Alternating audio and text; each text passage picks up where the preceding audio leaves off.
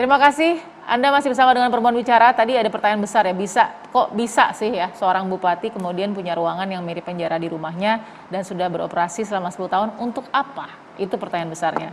Nah, dugaan perbudakan ada di situ. Kita lihat ada perbedaan pernyataan antara pihak kepolisian ya. Dalam hal ini Polda Sumut, yaitu Kapolda Sumut Irjen Pol Panca Simanjuntak dengan pihak dari Migrancare. Kita lihat dulu. Dan juga Komnas HAM.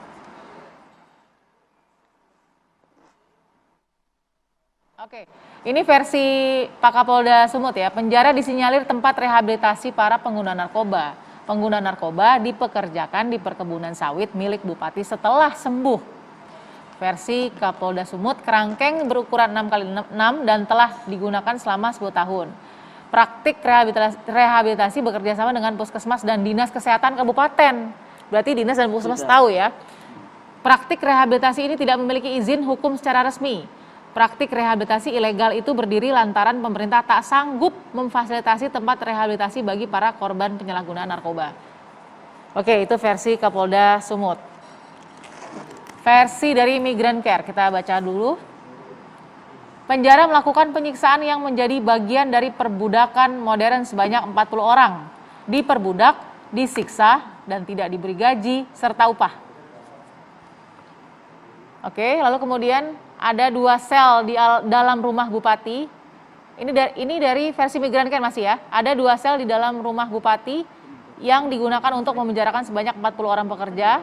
Penjara itu bukan sebagai tempat rehabilitasi untuk penyalahgunaan narkoba, melainkan murni untuk menyiksa orang. Sorry, ini kita koreksi ya.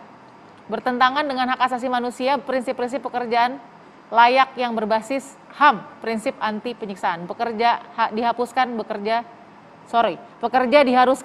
selama 10 jam. Oke, kemudian ada versi Komnas HAM. Pihaknya akan segera menindaklanjuti laporan dari Migrancare terkait temuan itu. Komnas HAM mendorong pihak kepolisian agar mengusut dugaan penyiksaan ya. Oke. Nah, pertanyaannya di sini, saya mau tanya ke Mbak Anis Hidayah yang sudah bergabung secara daring ya. Mbak Anis Hidayah sebagai Ketua Pusat Studi Imigrasi Migrancare. Mbak Anis, tadi beberapa fact sheet yang sudah kita sebutkan, ada yang bertambah atau sudah ada yang direvisi? Silakan.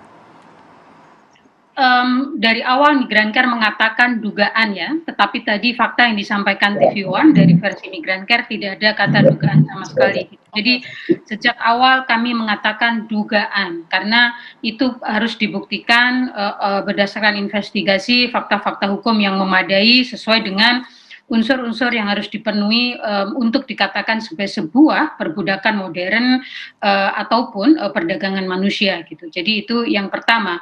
Yang kedua, saya kira ranahnya kepolisian, Komnas HAM, kemudian untuk melakukan upaya-upaya pencarian fakta ya, karena sesuai Undang-Undang 21 2007 tentang tindak pidana perdagangan orang, unsurnya sangat jelas yang dikatakan sebagai eksploitasi seperti apa. Kemudian beberapa fakta yang kami laporkan kepada Komnas HAM itu kan ada sel ya, buktinya ada dan itu mestinya tidak boleh gitu. Kemudian juga rehabilitasi narkoba yang itu ilegal gitu ya, tidak ada izinnya gitu. Kemudian dugaan-dugaan yang lain itu yang sedang diselidiki Komnas HAM yang itu sedang kami tunggu gitu. Jadi Migrancare dalam posisi menunggu penyelidikan yang sedang dilakukan oleh Komnas HAM di sana. Mbak Anis ya.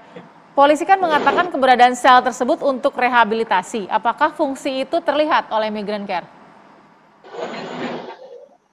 Kami mengatakan bahwa orang-orang yang di dalam itu dipekerjakan di kelapa sawitnya gitu. Jadi dan ada perlakuan-perlakuan, dugaan perlakuan yang tidak manusiawi. Gitu. Jadi itu yang kami sampaikan kepada Komnas HAM gitu. Sehingga itu yang kemudian kita minta untuk dilakukan penyelidikan, upaya investigasi secara lebih komprehensif.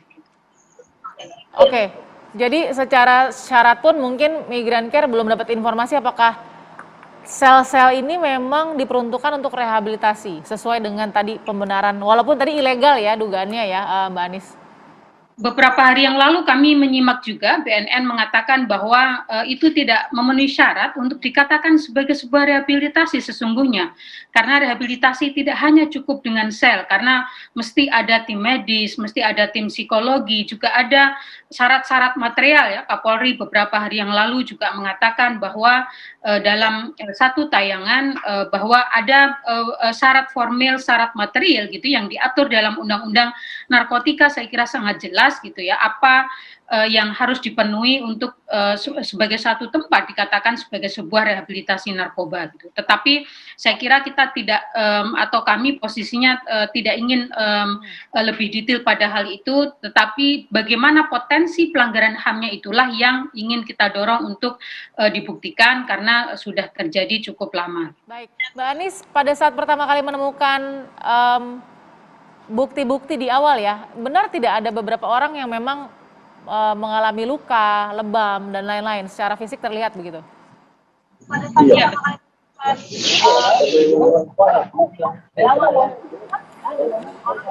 Mbak Anis?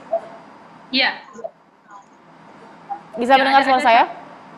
Ada satu foto yang mengindikasikan gitu ya, ada dugaan kekerasan yang terjadi. Oke. Ada kesaksian sementara nggak sih ke Migrancare dari orang-orang tersebut yang ada di dalam? Seperti yang saya katakan di awal, Migrancare sedang menunggu investigasi lebih lanjut dari Komnas HAM. Jadi saya kira sangat jelas apa yang kami katakan bahwa dugaan-dugaan yang mengarah kepada potensi terjadinya pelanggaran hak asasi manusia yang juga bisa disebut perbudakan modern itu berdasarkan fakta-fakta yang laporannya sampai kepada kami begitu ya, sehingga kemudian Komnas HAM lah yang kita dorong untuk bagaimana melakukan upaya-upaya penelusuran fakta lebih jauh, karena pengalaman Migrancare dalam melakukan advokasi selama ini, sektor perkebunan sawit adalah salah satu sektor pekerjaan di antara 3 sektor yang rentan di mana pekerja mengalami perbudakan modern. Satu, sektor PRT, tadi Mbak Devi sudah menyampaikan.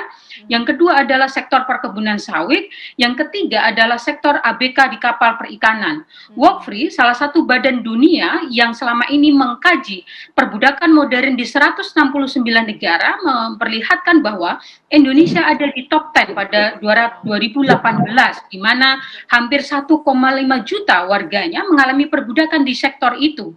Dan kenapa sektor sawit rentan? Karena dia berada di remote area, kemudian jangkauan publik juga jauh begitu ya, akses pekerjanya ke publik juga jauh, kemudian pengawasan ketenaga kerjaannya selama ini juga minimalis gitu, sehingga ini berpotensi